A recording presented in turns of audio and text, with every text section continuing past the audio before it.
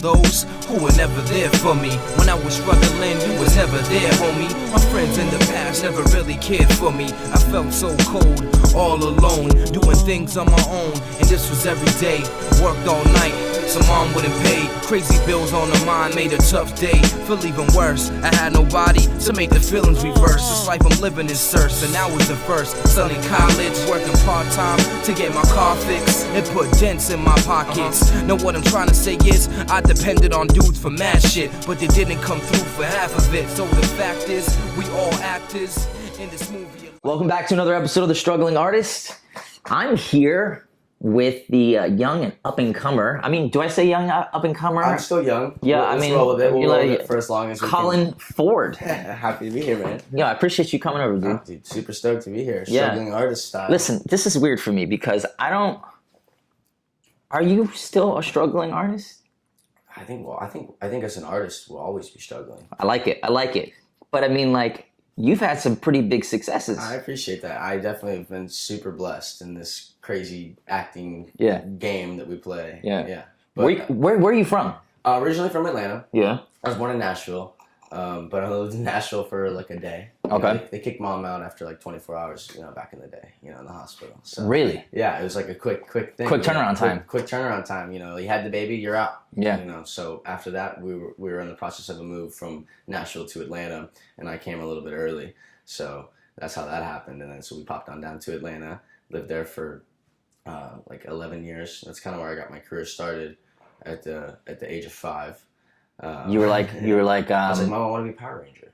That was for real. That was what you said there? I was a huge Power Ranger fan, specifically like the Red Ranger. Right. Like, when they'd all come together and there'd be like a master episode where like all the past Rangers would come and they'd all team up. That was at that point I looked up. I was like, no, hold on. So let me ask you. Red Ranger.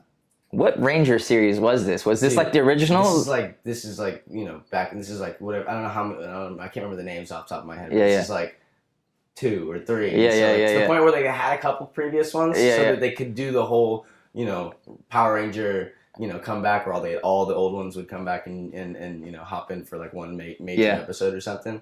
But it was definitely early on. So you're in Atlanta. 5 years old. 5 years old. You're like, I want to do this. There's an open cast. My mom's friend at the time, Kelly Tippins, was a stand-in for on Sweet Home Alabama, and she told my mom that there was an open casting call for a featured extra in the middle of production. I think it was like towards the beginning of production. I think she was about to go start. I think she done a couple days on it or something and whatnot. It was a really long production because they also shot an alternate. They shot 2 endings, and and they ended up actually like I was in one. I was more featured in one of the endings, and then my stuff kind of ended up on the editing floor. Nice. So it was a good solid credit. Yeah. Just to get going. Yeah, I mean it was cool. I was on set with Reese Witherspoon. I got to meet her and Patrick Dempsey. So early on I had amazing role models for the craft. You're 5. I don't have a lot of memories from when I was 5. Yeah, I don't either. Like, do you like? I remember pockets of stuff. I mean, I definitely remember. What's really weird is I remember auditioning for the woman Joy Purvis over at Hot Shot Kids at the time in Atlanta. Now it's called like J Purvis Talent, I believe. But I remember auditioning for her, and I remember getting the job on site. I auditioned, and then I stayed afterward. I didn't. A lot of kids at that age too, they'll go into the room with like their parents because like comfortability thing, sure, or for the parent or for the kid. But I didn't, which is always something that I guess you were like a big little man. I guess like I always drove it. Even like early on, like I always wanted to do it. It's always something. My mom never pressured me into going and doing it. My parents are in business, so their brains are kind of more on the school front or in the math front. Right.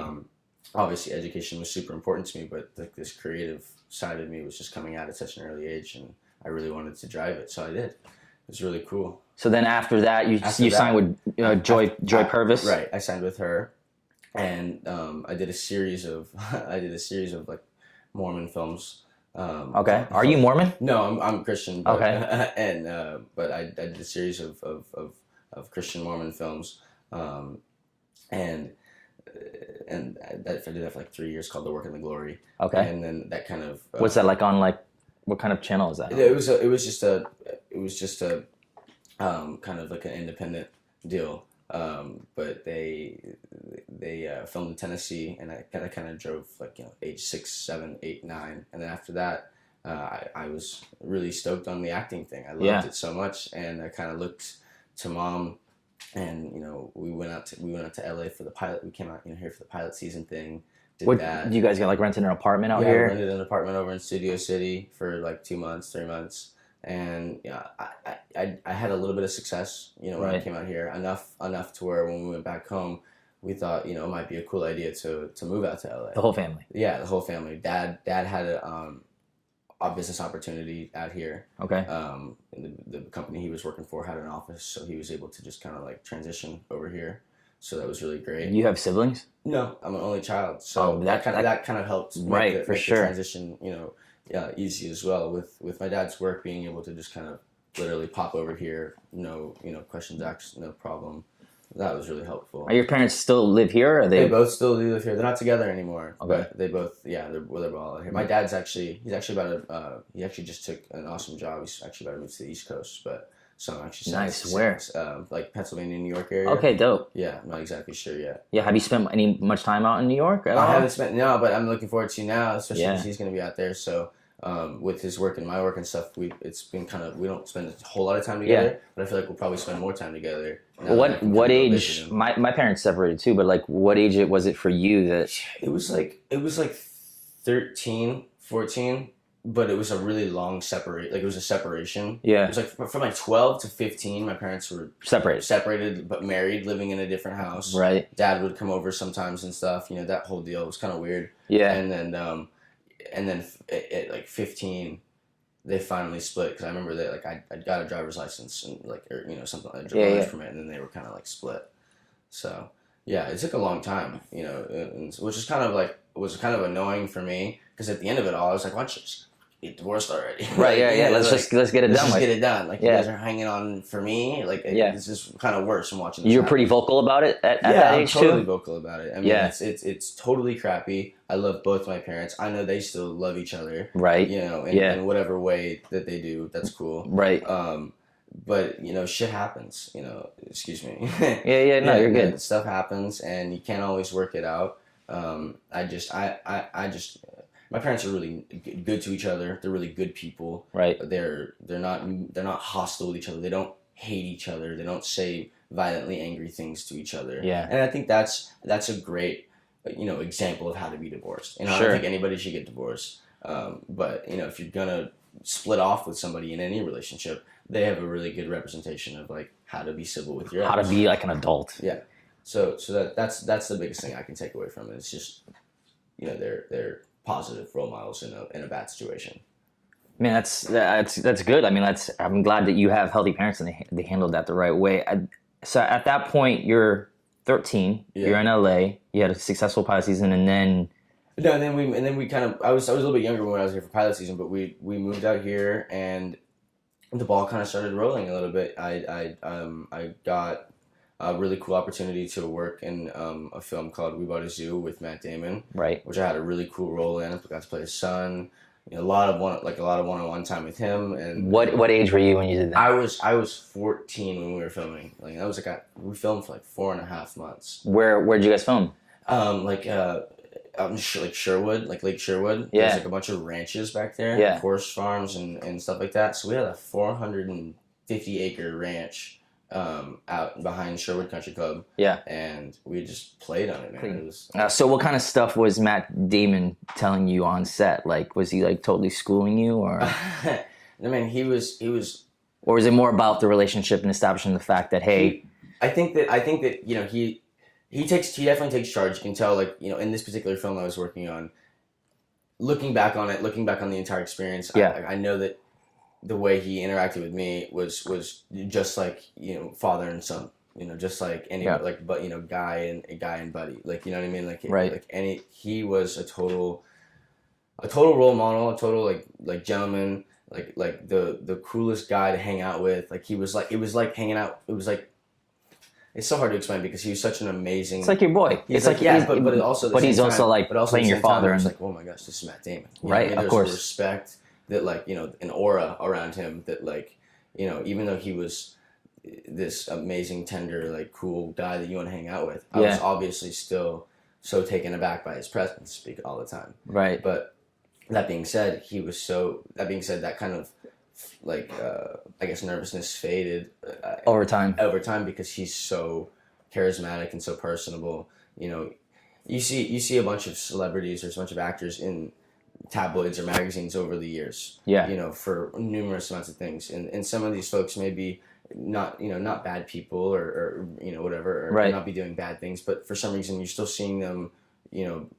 Still seeing an article about them in some positive or negative light, whichever it may be. And he's kind of maintained. To stay out of that. And right. And there's very few people who can do that. Yeah, for sure. And that's a good thing. Yeah. And it's a beautiful thing. And it's not because he's like hiding. It's not because he's covering anything up. It's because he is so genuine. So like on set, I mean, you've been on quite a few sets now between now and then.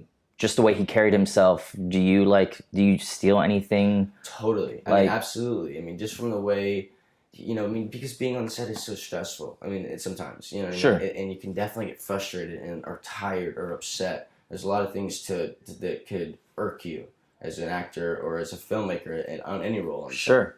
And I think that it's just about handling those things the right way, not necessarily being vocal about it, but not necessarily being stepped on. You know what I mean? There's times when you gotta speak up the right way, or kind of keep your mouth shut and kind of let everything idle because everything's kind of falling in place, and you just kind of gotta know that, have faith in that. Right. And I think that I learned that from him. I learned that everything's gonna be okay. Like even if it's not, it's gonna be okay. Right. You gotta have some kind of patience. Yeah. And that's really hard to do when you got a deadline or you got an actor that is sick or whatever the issue may be. Like, you got to work around a problem, lights go down, rain, whatever it is. Like, so much of this is the 10th episode. Again, really excited to have you over, but like a reoccurring thing that people are talking about is like storytelling is essentially we're problem solvers. Right. Where just like a problem comes up. So it's like the people that are coolest in those situations usually, solve the problem pretty quickly. Yeah. I mean, and that's in itself is like a lot. Sometimes you'll be on set and like you'll have a scene on page and it'll be written and it looks great and you're like, oh my god, I can visualize this. But then you get to your set and it's just really hard to maneuver. Like it's hard to maneuver like through the pages because of whatever your struggles may be. If it's lighting or if it's the space that you're in itself. Right. And I think that it takes a really cool actor to be able to kind of like look at the situation and not just look at it from an actor, but look at it as from a filmmaker's perspective. Kind of work with the director, work with your DP, work with your set designers and your set right to figure out how to make the scene work in the most efficient, time sensitive way possible. Right. And a guy like Matt Damon is able to do that because of the amount of experience and the work that he's done. Yeah. But also like the way he listens. Like I think that on those jobs where he didn't have experience, I think that he kind of kept his mouth shut and he listened, asked questions in the right way. Right. Instead of somebody coming in and saying that I know what I'm doing, blah, blah, blah, blah, right, and then heading out. Have you had experiences with people like that on set, like where guys are like not phoning it in or like not phoning it in, but I'm saying like being like, I know what I'm doing, so like leave me alone, like sure, but they usually do know what they're, you know what I mean? Like, they're usually professional actors, and you earn the right to come in, and they don't come in and they act like that or anything. Right. They come in, they do their job well, and then they leave. Yeah. I don't think there's anything wrong with that. There's no socializing on a bad scale. Right. No socializing on a okay scale as well. But right. It's just you know what I mean? They're just coming in, doing your job. Right. And I think that's totally okay as long as you come in and you do your job. Right. But if you come in and you're throwing negative energy around, that's never fun. That's never fun for the crew. It's being on set, it's a morale thing. You're right. It's a family unit. Yeah. You're all in it together. You're all creating a finished product. Story. Yeah, exactly. You're telling story, right? Why would you want to throw any negative energy into that unless it's asked for? Right. By the story. Let me ask you. You have your resume is crazy. And I can't believe you're only 20. But like, did you train anywhere? Not Not formally? Not like formally. I've taken a couple classes with a couple people around town. Yeah, great folks. But I've always coached privately. I've had the same private coach for my whole career basically. Right. And I owe a lot to Gary Hudson. He's an awesome guy. Okay. And Deborah Aquila as well. She's an amazing coach and casting director. Yeah, she does a lot of casting stuff around town. So I took one of her classes, and that was actually a really eye-opening experience because we studied a lot of theater in the class. Right. And that's something that I had never really, kind of done, and understanding and being able to just like do a monologue, whatever 5-6 page monologue in a different accent on like this like weird little stage in her class was just the most.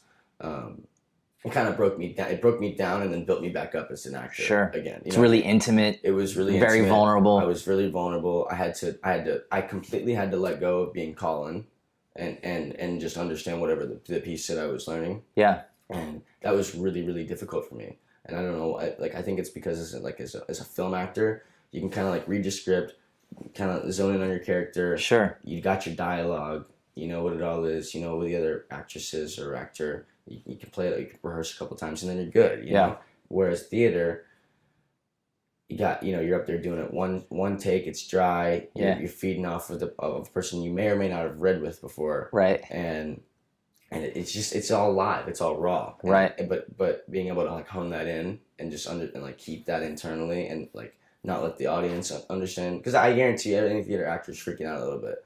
Oh yeah, dude. So like honing that in and just like being able to really act like you're not freaking out, and more than that, just kind of take on the character. It's a whole other level of like of acting that like I had to kind of relearn how to do. It was cool, and it was really, really, really rewarding. So I think that like anybody that's hasn't taken a class or isn't into classes, because I was super closed-minded to it. You were. I mean, but you had success as a young kid, sure. So like you had all these instincts and you developed all this etiquette on set, and the transition between being like a kid, right, actor to the young adult actor that I'm at now. Yeah, you're like now you're a young man, right? Yeah, it was really difficult because it's like I didn't have a super traditional high school experience or a super traditional college experience. So there's a lot of things. I mean, I made up for a lot of those things by hanging out with my friends who did, and being really social with kids and stuff like that.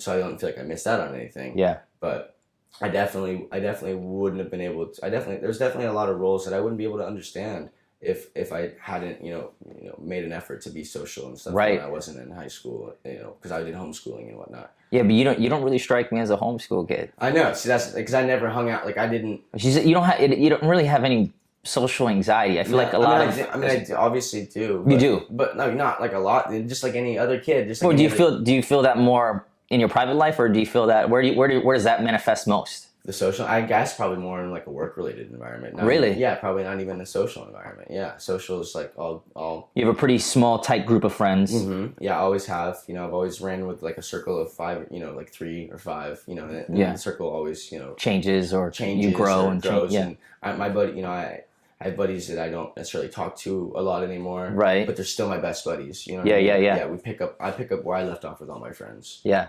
Who are some of your inspirations? Who are some of the people that you like admire and that you look at constantly? Well, it's funny. I'll start with this, but Matt Damon obviously was a huge inspiration to me. Before I even had the opportunity to work with him, he was my favorite actor, hands down. Yeah. So getting to work with him and getting to know him was honestly just kind of like a dream come true. For sure. So like looking back on it, it's just like it's so crazy how at a young age I got to work with him. I got to work with like my literal hero. For sure. Like so that's so cool.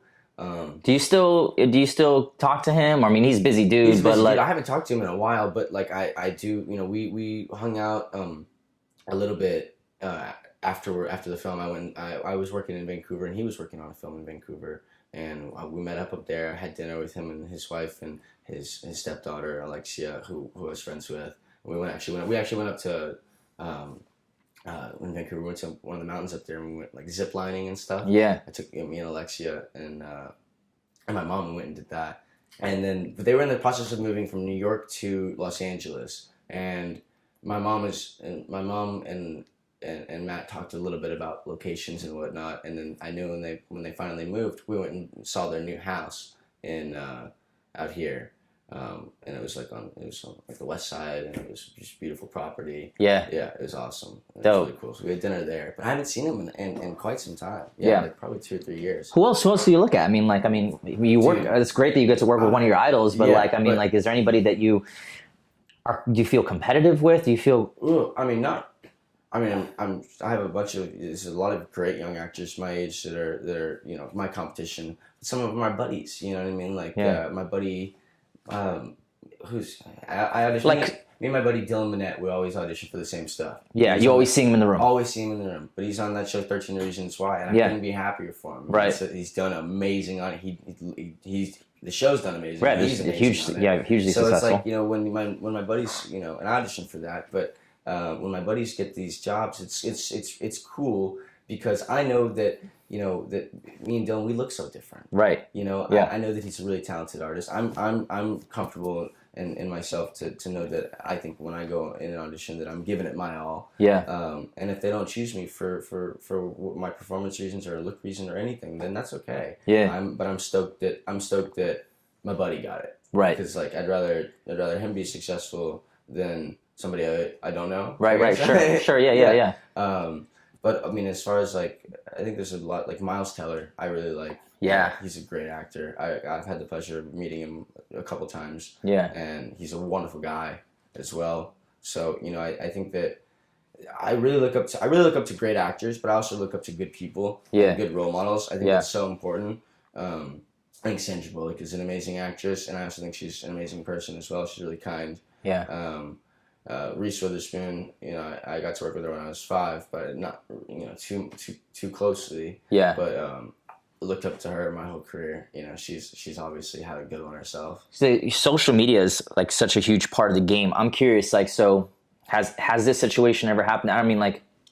I've heard other actors losing work or losing a role because you don't have enough followers, but you have quite a bit. I've heard about that. It's never been a situation for you. I've never been told yo, you're not gonna get the job because you don't have this amount of followers. But I've been told that it matters. That it matters to count. You know what I mean? The studios and the production companies are looking at those things. Your outreach value, right? How many people you can reach, right? And how many people you do reach when you do post, But personally, that hasn't happened. That hasn't happened yet. I think the day that happens, I'll be really upset. I don't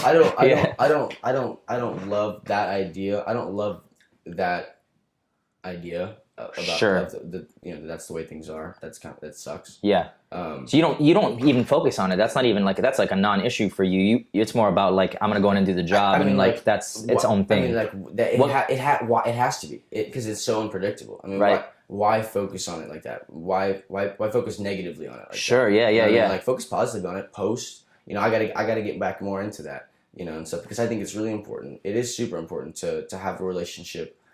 I don't want to post because the studios want me to. Right. You want to post because I want to post because I want to post, and I want to make people happy with what I'm posting. I want to talk to my fans. I hate calling them fans.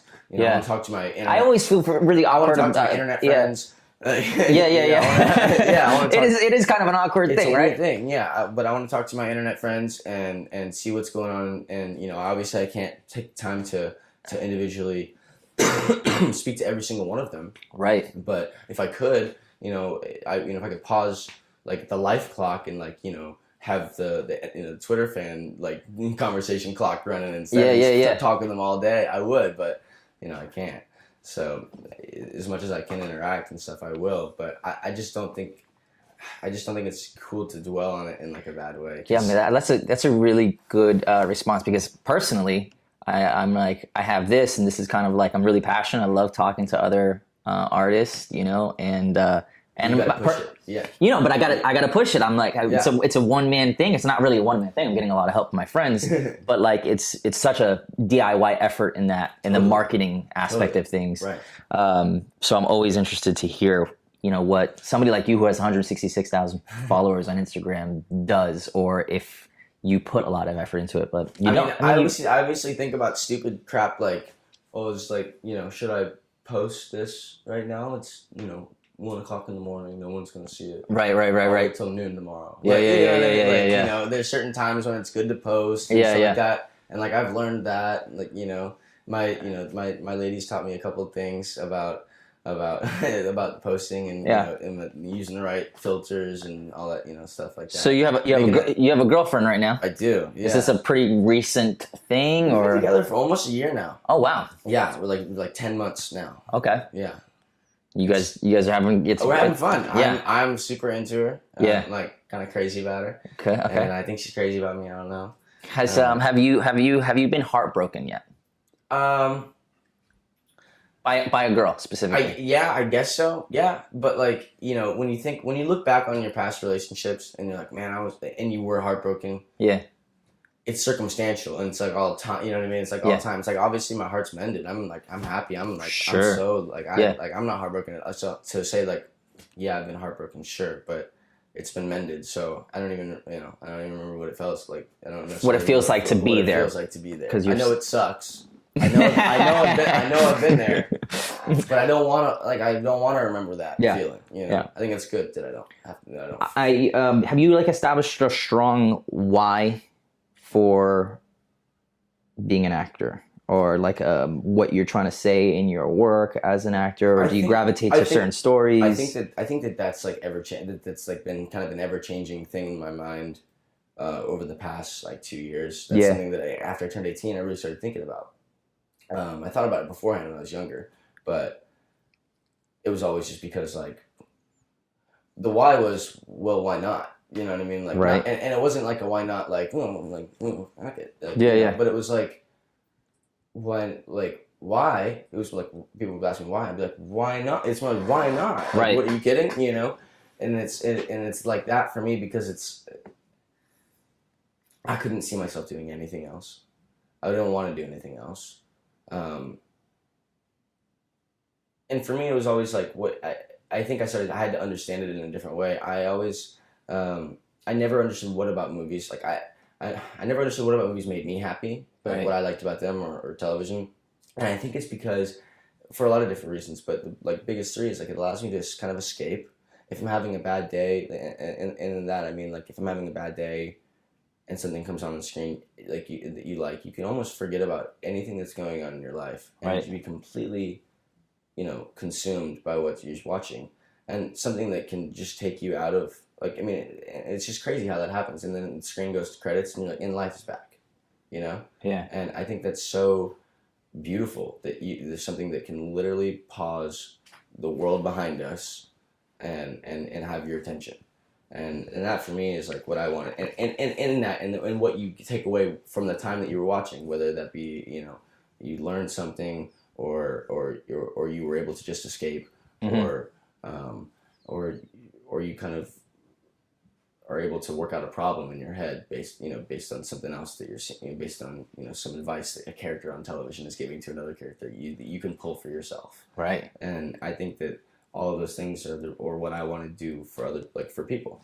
I want to be a rock star. I want to be the fighter that saves the day. Right. That inspires Johnny at home to like go put on a pair of boxing gloves, and 20 years later he's the next UFC fighter or whatever. You know what I mean? I want to inspire people to do what they do, because acting was my dream. Right. And I'm getting to live it. But in film and television, we're recording stories and recording dreams. You know what I mean? Recording stories of dreams being made, or stories of dreams being crushed, whatever it is. But I want to share those stories with people so that they can go out and watch them and find their dreams within the story, because they'll be able to go out and do it themselves. What is something you have to do every day creatively to feed your artist? I mean, I don't think I can talk about that on camera. No, man. No, man. That's funny as fuck. You set me up for it so good. I just had to. But in between jobs, when you're maybe you're just in town and you're just auditioning. Kind of on a creative front, I love to write, but my non-diagnosed ADD. Like, you know, my mind just is all over the place. I'll come up with an idea and jot it down a little bit. Yeah. But then I'm off onto the next thing, or like, and I'll start writing a story, and like my story will be like all fiction, and like, and then it'll be all non-fiction, it'll be all, you know, totally like true stuff. Yeah. And then it'll just like turn into like this weird realm of like randomness that just goes no, you know, it's just total craziness. Yeah. So I have a really hard time like formulating a thought start to finish, but I love to write. Yeah. So I've been trying to like zone in on that a little bit more. But recently I'm kind of been getting like quite a passion for like music. Yeah. But I have no artistic ability whatsoever. I cannot sing. Right. I cannot dance. I cannot play an instrument as of right now. But I did buy a keyboard recently, and I got a couple guitars. So I'm trying to like, you know, play around with that kind of stuff. I did the DJ thing back in high school. I did parties and you know, bar and bar mitzvahs and whatnot. Yeah. So I'm really good at like mixing and, you know, mixing music and stuff like that. I love messing around like on Logic and stuff like that. But what do you gravitate towards when you're spinning? Like, what kind of music do you like to? It was, you know, it was like mashup music, hip hop, EDM. Yeah. You know what I mean? Throwing a heavier, you know, beat on a hip hop track, speeding it up or slowing it down and stuff like that. That was kind of my thing. But now I kind of like, I'd like to be able to create like the beats in itself, like from the get-go, you know, create my own music from start to finish. Yeah. Even if it's like a, you know, like even if it doesn't have any lyrics in the song, like it's just like an instrumental track, like, you know, I'd like to be able to create those. Yeah, just start raw and do something. That's kind of what I'm doing, just like learning how to learn, you know, messing with, there's so many softwares now, you kind of gotta, I feel like in order to learn an instrument, you can learn it like one of two ways, just classically, you know, or you can, I'm kind of learning it like the back end way. Right, you know like by ear and just kind of just trial and error. Yeah, that's kind of how I'm doing it. I'm also trying to understand like what chords do what, and like, you know, in what combination, you know what I mean? I'm kind of working towards the end result, and maybe it's hindering me a little bit, but I think once I get the hang of it, I'll get it faster, you know? Yeah. So that's what I'm doing, keyboard and then guitars next after that. I like it. What did Colin, what advice would you give to someone just starting out right now in the entertainment industry, just as an artist, whatever they want to do that they're passionate about? Stay nice. You know, I think that's the biggest thing, is like being humble. Just remember where you came from. You know, you can, because you might hit the ground running. You know what I mean? Some people do. You just get that one thing right from the get go. And you zoom it on, and then after that, you know, the door is far away after, you know, you've hit the ground. But you got to remember like where you came from. Where you know, the path that you walk down, so that you don't. You know, do you feel like the door is like far away behind you right now? I don't feel. No, man. That's the thing. Is I feel like I've kept really close to my home. You're very grounded. Yeah, I really believe. I think that, you know, definitely people. I think some people. Well, what are some of the things you do to maintain that? Like you just remembering. You know, just keep. I'd say spending time with your family. Obviously, if they're helpful and you staying grounded. Right. Sometimes families are a little weird. Yeah. Can't be. But. No, definitely have a good relationship with your folks. Have good friends, and I mean like have friends that are good to you, you know. Right. And that are doing good. Surround yourself with people that are doing things that you want to be doing, not things that are going to hold you back. You know, I think that's the most important thing. Is like, and knowing it's okay to like say goodbye, let certain people go at certain times in your life, not forever. Yeah. Just for now, if it's appropriate, because there's nothing worse than not even realizing it, but like resenting somebody or something because subconsciously they're holding you back. Right. And in reality, you could do yourself justice and them justice more so by just doing the right thing, by maybe going a different direction. It's really wise, man. Like that's crazy. That's coming out really. Yeah. It's dope, man. What do you ever consider quitting? I'm asking this question. No, dude. I never. I mean, well, no. Yes, absolutely. I always get frustrated. I get frustrated all the time. I mean, there's times after I did We Bought a Zoo and I didn't work. I didn't work for like a year and a half or something. You know, from like 15 to 17 years. Is it because you're like, I just did this movie with Matt Damon? No. It wasn't like that. That was almost. it's sad, you know what I mean? It's like, I just did this movie with Matt Damon, like, it's like, did I not do good? You start to doubt yourself, you know, I see. it's more of like, what didn't I do in Right. that to get something else? Yeah. And it's nothing, you know what I mean? Nothing. It's just the way of the business. You Yeah. get a million no's before you get one yes. Yeah. You know, and I think that's the biggest thing, is just remembering where you came from. It all goes back to that, like, remembering where you came from. Going back to the door. It's like, when you were standing at the door and you took your first step, what did you have before that? Nothing. So to like be stressing about not having something is that same situation. Right. You should just, how excited were you to go out and try and get something? How exciting was your first audition? Maybe it was really nerve-wracking, but I guarantee you were really excited and felt really blessed at the time to get to go do that audition. Yeah, for and that's sure. the kind of feeling that you gotta remember. Yeah. It's like a training thing.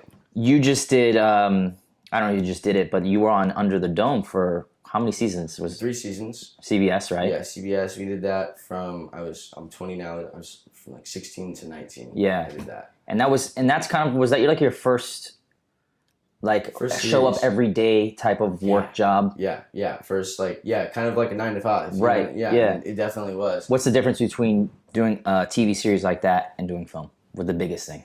I think the biggest thing is being on, your schedule, which is kind of nice. Right. So, like, you can kind of prep for that. You know what I mean? Like, on a film, when I prepare for a film, I kind of learn my lines, like, start to finish. Yeah. Like, in almost like kind of in order. Right. Even though you don't shoot in order. Right. Like, or I'll learn my lines even out of order for that reason. If it's on the film, like, oh, okay, like, scenes 40 through 60 are going to be filmed Monday and Tuesday because that's the location we're at. But we're going to be going to scenes 1 through, 11 on the end of the week. Yeah. And so, and so that's kind of confusing. So you'll memorize your lines out of order for that.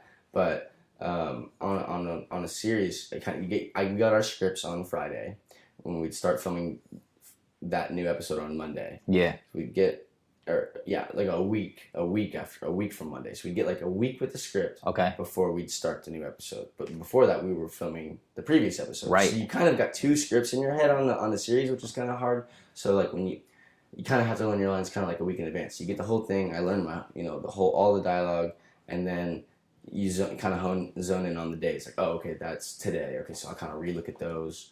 That's tomorrow. Okay, I'll look at those tomorrow. Right. Tonight when I get home. Yeah. And you kind of really take, your process like step by step with the series, because it's kind of ever changing as well. Yeah. Whereas a film, I can kind of like map it out a little bit better because you know where you're going to be start to finish. With the series, it's a little bit more up in the air. Yeah. What has your time in the entertainment industry taught you so far? It's taught me everything I know. Because you've been doing it since you were 5. Yeah, I mean, literally everything I know. It's like, it's the only world like that I know, and I think it's cool because I can. It's taught. Yeah, I'll leave it at that. It's taught me everything because whenever I go to like a real life situation, right, and I have to like I learn something or I see something and I'm like, oh, that's like when on set they do this. Or you're working on a character and you have a little bit more empathy because your character may have experienced that situation. Oh, absolutely, totally. Or like I may have watched somebody else play a character that has experienced that. Right. Or I may have I've been around so many people on set. I may have heard that phone call happen. I may have heard that fight between husband and wife. Right. Go on. I mean, I've literally I've seen random shit. Like the most random stuff ever. Yeah. Because you're even as teenager, you're around adults mostly. All the time, and that's like I was a little bit of a troublemaker, not in like a bad way growing up, but I had a little bit of a smart mouth. Like I was a little bit like I was a jokester On set. No, not like on set. It wasn't perceived as that because it was like, well, I guess a little bit because I was young, but like I was probably like, oh, he's charming, he's funny. Yeah. When I go to school, yeah, because I went to a regular school until the 9th grade. Yeah. When I go to school, my teachers would think it's hilarious. Yeah. But they go, you can't say that. Yeah. Yeah. Nobody knows what that like. Your friends don't know what that means. Right. But like about random stuff. Like I don't know. Like they're like It's because you're around adults all the time. It's because I was around adults all the time. Like I'd get pulled aside by my principal, or sometimes go to the principal's office, and I'd be like, "Am I in trouble?" And they'd be like, "No," but like I have to bring you in here. So, like, because like you have to look like you're in trouble. Right. Like, what you said is completely hilarious and like totally beyond your years. Do you even know what you're saying right now? Right, That was really funny. Yeah. Or they'll be like, but you can't. No. Yeah. Don't say that to Craig. Yeah. Yeah. What's your social? Where are you on? Are you on all social media? I'm on the Twitters. I'm on the internets. I'm on everywhere. Yeah. I'm on Instagram. Instagram. What is it? IG. What is it at? What? Colin. At Colin Ford, and then Twitter's at Colin Ford Actor, which is funny. Facebook. You got that going on too? I think so. I think it's just Colin Ford. Yeah, I think so. Right on, man. Well, look, I can't thank you enough. Truly, dude. You're actually really wise. I'm really. Oh, dude, I didn't know you before this. I didn't really know your history. All right, let me ask you this before we go. What do you have coming up? You just did something with. Can you say? Excuse me. Can you say what you just did? Yeah, you just worked with. I did a film with Robert De Niro and Uma Thurman called War with Grandpa. It's kind of like a kids movie. Yeah. So that'll be out this Christmas time. Dope. This holidays. What was that like working with Robert De Niro? He's like, that's one of my heroes. I didn't actually have the chance to work with him. Okay. At all, but I did work closely with Uma Thurman. Who's amazing. Yeah, which was incredible. Yeah. Actually, Do you ever were you ever just like staring at her and just kind of get like lost? And you're like, oh yeah, I'm sure I'm supposed to be acting right now. Dude, I don't know if that. I mean, the scene called for a little bit more of a scared reaction to her, which was not. It was not hard to do. You know, I just kind of pictured the Kill Bill, like sword, for sure. But no, so I got to see her in her Kill Bill like manner. Yeah. So while working with her, so that was a little bit scary and also really cool at the same time. Yeah. So I didn't necessarily get lost in her. More was trying to run away from her. Okay. All right. Well, I'm excited to see it. What's it called again? The War with Grandpa. The War with Grandpa. Yeah. Dope. Again, Colin, I appreciate you coming over. Thank you so much. Thank you, man. I wish you continued success, brother. Thanks, man. From one struggling artist to another, right? All right. Cheers, bro. You know what I'm saying? Time to get paid, blow up, and we all going out to the death of these ends. So many chase the dream just to chase the dollar. I'm trying to get this money to erase the drama and escape the problems. Get my bank account nice with a few more commas. You know, a few zeros that'll take your mama out of living so tough, and what I'm giving isn't enough.